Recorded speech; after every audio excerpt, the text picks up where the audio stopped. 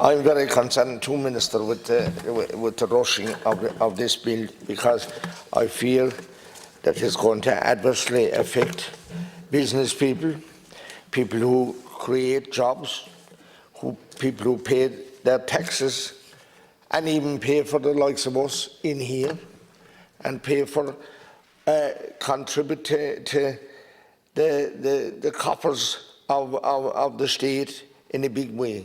I feel this is going to this bill being rushed through like this will be at the expense of many hard-working people who are trying to do their best, create jobs, provide infrastructure, and will be denied such by the rushing through of this bill. I can see that this is going to override county councillors, local authorities, and being a member of a local authority for many years and having dealt with a number of county development plans, I know what the councillors do and the work that they do, and indeed the directors of services, and join together at every time in our history they came up with a county development plan for their county, and they would have the knowledge and the experience accrued from their lifetimes working for people and with people, and knowing their areas and knowing the needs of the people, because it's people we must consider, the people of today that are creating jobs and employing people. It's those people we must respect and try to do our best for. And it's sad to think that a bill so important as this, that you have to come along, you have 2 years in government, and like we have said, it's green all over it, this government. And even though they were talking for many years about doing this and about doing that, and about green energy and so forth, how is it he couldn't get the bill right, and that without the need of having so many amendments thrown into the last minute? Why couldn't he put his work together and have it ready? If we were able to get it ready in the first year, we've gone most of the second, past the second year now. Surely all this bill should be tied up properly and not rushed through at the last minute here inside the chamber, and giving the elected members here no proper chance to scrutinise or to get to a consensus that what we're doing is right. But now we know for sure what we're doing is wrong, because it's expedited so much. I mean, giving power to Bord Pranala to override local authorities and to give power to a planning regulator that I don't know, or does anyone know, was he ever in Kerry, or was he ever in the west of Ireland, or where is he from, or does he know the areas that we're representing, Minister? And I don't know if you know him or not, but I certainly don't anyway, and I don't depend on him, or I don't depend on Bord Pranala, because I too have had the experience of local young fellas that got permission in sensitive areas, maybe from when we call an SSC, where all their farm of 365 acres was in an SSC. And our local authority, in their wisdom, granted the young fella permission to be near his aging parents to build a house on the 365 acres. That application was challenged by Untashka and sent to Bord Pranala, and an inspector came down and he too agreed with the grant of it. But other members of the board refused it. To date, that man is living 20 miles away from his elderly mother now, because who's living there alone. his father has died and he was the only one that was able to drive. So the son is in and out of the place every day, but he can't live there with his family because he was denied the right by Untashka, the so-called goody people. That's what they did to this poor couple. And they've been done in several other instances. I'll leave it at that aspect of what Untashka have done. But this bill as such is to regulate substitute consent procedures. In relation to that, a decision was made somewhere by Bord Pleanála or not on Taishke, just in the interest of clarity. But Untashka took the... But it was on Taishke appealed it last call, and maybe you weren't here when I slapped it. No, it was just in relation to who took a decision. It wouldn't be on Taishke, it would be Bord Pleanála. Yeah, but it was on Taishke caused it. Kerry County Council in their wisdom granted it, and the inspector came down and he agreed with it. But it went back up to Bord Pleanála then, and they refused it. And that's where it is at the present time. And I'm sorry that that's where it is, because they're good people, they work hard, and this is what Untashka did to them.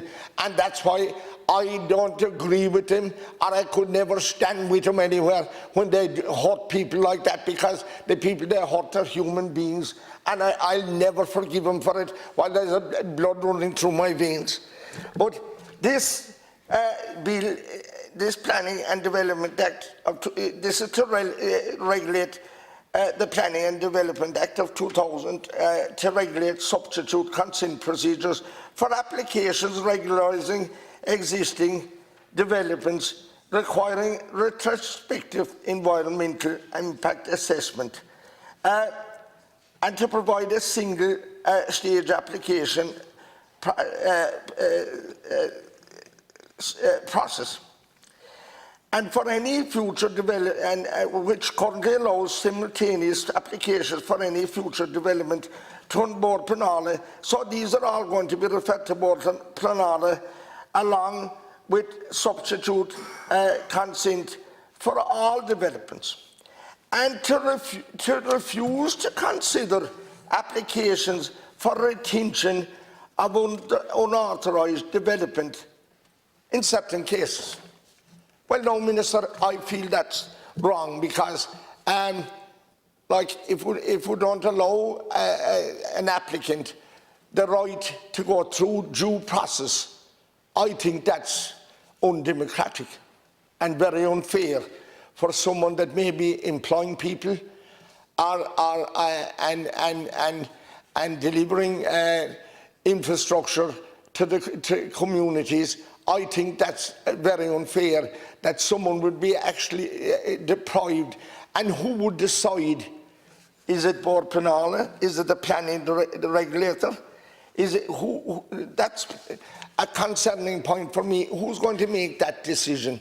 It's clearly not going to be the local authorities or the county councillors. So who is it? Is it some unelected official like Deputy McGrath said, in some mansion of an office somewhere that no one knows where it is, or who the person or people are that would make that decision? You talk about wind turbines, offshore wind turbines, and maritime planning. Well, I know that you're rolling out that as such in the eastern side of our country, and even though I am far away from those people, they're very concerned about what's happening off the Wicklow and Dublin coast, and I'm sure that they have issues and they haven't been heard, and they won't be heard. This bill will be rammed through so that they will never have had a say, or no one heard what their concerns are. And like that, it'll be much the same off the west coast of Kerry, because issues arise. I mean, I know, and I'm not much of a fisherman, or I don't know much about the sea, Minister, but I do know that in certain cases, or in all cases, trawlers, boats and fishermen, they have certain routes through the bay or the ocean or whatever it is, because there's impediments of some kind or another, but they have their routes the very same as you see the planes in the sky. They have one route, and that's the route that they have to use for safety and for many other reasons.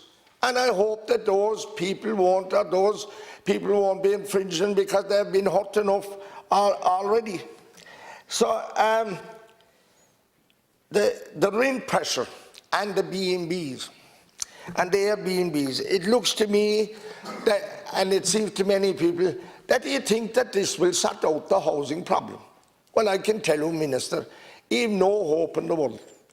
Because people that do short-term lets, they never will do long-term lets.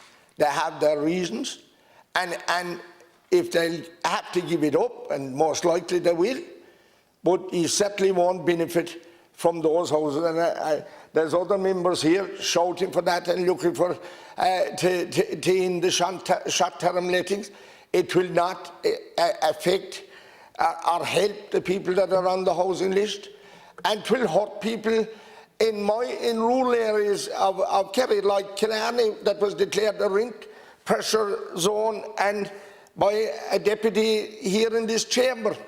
But it was for Killarney town, it was meant to be, but it has brought on in all East Kerry, a whole lot of East Kerry, where the people used to let maybe their second house, maybe the old family house that they did up on the farm, and they derived a little bit of income from it for a few months, maybe 3 or 4 months of the summer, because Kerry is a lovely place today, and it's a lovely place in fine weather, but it's not so attractive in the winter time when it's raining and when the places are not green anymore, and it's not attractive to tourists. But it was attracting a certain type of tourists to rural places, and the local village, the local pub, whether it was the local shop or the local pub or whatever it was, benefited from a few extra people being around for the few months. So if you're going to stop this, and there's other deputies here going to vote against it, but I can guarantee that these people will not rent their houses long term. They have no notion of doing it. They never did it, and they won't do it into the future. So you're wasting a lot of time with this effort. The way to help people that are on the housing list, and when Lemass and De Valera did it back in the 60s or whatever, they built houses, they built social housing, county council houses, and people were housed, and they built rural cottages, and they gave out demountable homes, which the local authorities have stopped of doing that now.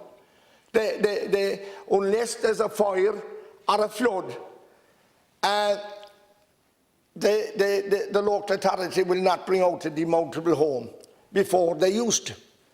If the house fell down now and it was so bad that when the door or the window in it or the roof fell in, they won't bring out a demountable home now. Rather, they'll try to force that person into some rented accommodation in the nearest town or village, and there may not be a town or village anywhere near the person. I know of one person that died in his car, and I'm sad about that because I raised it with the minister back a few times. It was actually in a van. I raised it, and I thank him for coming back to me about it. I'd be fair to every man and woman. You did come back to me, but he died since, so I won't be on about him anymore. But he died in a van because we couldn't get out a demountable home to him, because there's so much, and if they do bring it out, they have to look for planning permission, the local authority has, and they have to do so many other things that it would take 12 months, and it used to be called emergency housing. It's not emergency housing anymore, and I hear that he can build some other kind of houses now, and that he's going to build a lot of them for other type of people in bigger towns or cities, no problem, and without any planning permission. I don't think that's fair. Look, I'm very concerned that we're wasting time we're getting rid of the Airbnbs and the short-term lets, because it won't help the housing situation one iota.